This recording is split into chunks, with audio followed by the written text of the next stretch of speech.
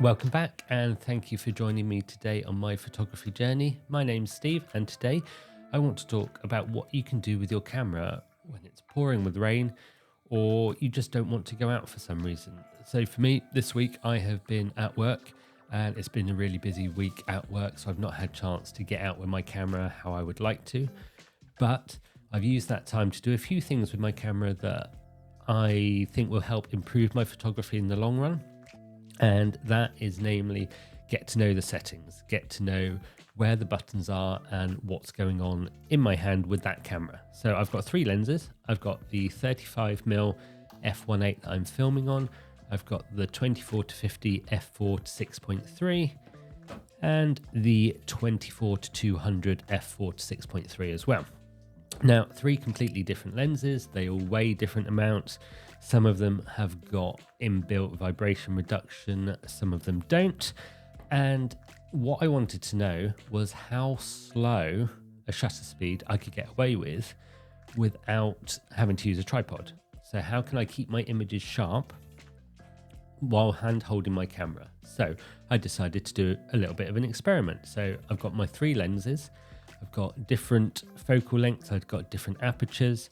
And what I decided to do was in the house keep everything the same, so the light was the same, the camera position, the focus, the distance to the object and everything like that was the same. And then I just took some pictures, and what we'll do now is have a look at those. I'll talk through what I did to actually record those pictures, and then we'll go from there really and discuss the different results and see how slow a shutter speed I could use without having to use a tripod. So this makes it easier when you're out and about, you don't have your tripod with you for some reason, but you want to get a slower exposure. So whether that's just because of the amount of light that's around or because you want to create a particular effect, let's have a look and see what we found. So yeah, this is my wall of my setup of what I'm doing with the lenses to test how slow a shutter speed I can get. I thought that this was a good opportunity to have a look at the IAF as well. So let me just move around slightly, which is not ideal. But yeah, the idea is that I will focus on these bits and pieces and just hand hold the camera and see what we get. So there we go, and this is a bit of a test of the eye autofocus as well. My back to the light and with the light in my face. So yeah, that's kind of it really. Let's get on with taking these pictures. Here we are. This is my 24-200mm lens. I'm currently at 24 mils, and then we just focus on the passport and take a picture. So that's at 1/100th of a second. Let's go a little bit slower. Let's go at 1/50th of a second. A little bit slower again, just keeping an eye on the exposure. Don't want it to go up too high. I'm just adjusting the ISO rather than anything else. That's 1/30th. 1/20th. Go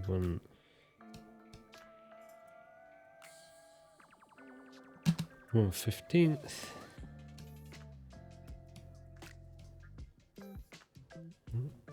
Yeah, that's okay. 1/10th.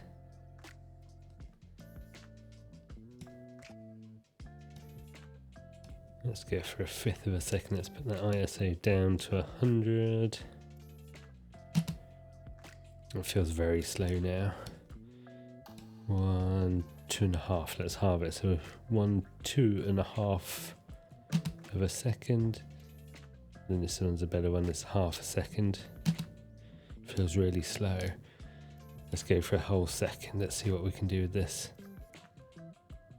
Whoa, it was a long time to take that picture, but there we go. I'm sure that wasn't very good at all.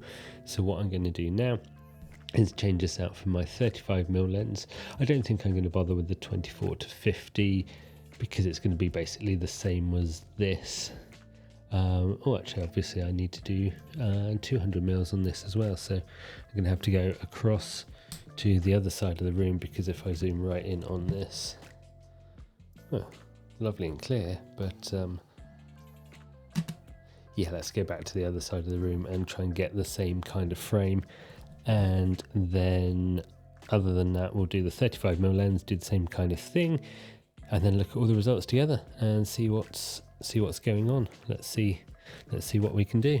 And then this is from the 35mm lens. You can see the 1/20th, 1/10th and 1/5 of a second. 1/10th of a second was where I could get the slowest shutter speed but a still sharp image. And then for the 24-200, I did it first at 24mm, which was f4, and 1/15th of a second was probably the best one here.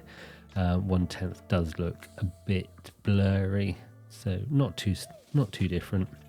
But then when you put it out to 200, 1/30th of a second was as slow as I could get. 1/20th was definitely not quite as good. So let's look at those in a bit more detail for each lens. So this is for the 24mm at 1 second, and as you can see, it's not too bad. I was quite surprised with this one, but compare that to the 200mm at the same time. This is a second on there, so completely different. So you can see how much the focal length really affects how long you can handhold a shot for. So somewhere in the middle, we've got the 35mm lens, which you can see now. And this is only at half a second, because the problem with this is the f1.8 aperture. I couldn't get the picture dark enough, but even this, not ideal. So it's okay, but those are the comparisons. And now we have the comparison between the three different lenses. So the 35mm managed to get the slower shutter speed, followed by the 24mm, and then a lot lower than that was the 200mm. But the 24 and the 35 were very similar. The main thing that was between them was the amount of light that was coming into the camera, so that could have affected things, plus my very unscientific single attempt at all of these pictures. I hope you found that one interesting, and certainly to me it was interesting to see how slow I could actually go, and that is going to make a big difference when I use those lenses out in the woods, for example. Any comments, questions, anything like that, leave them below.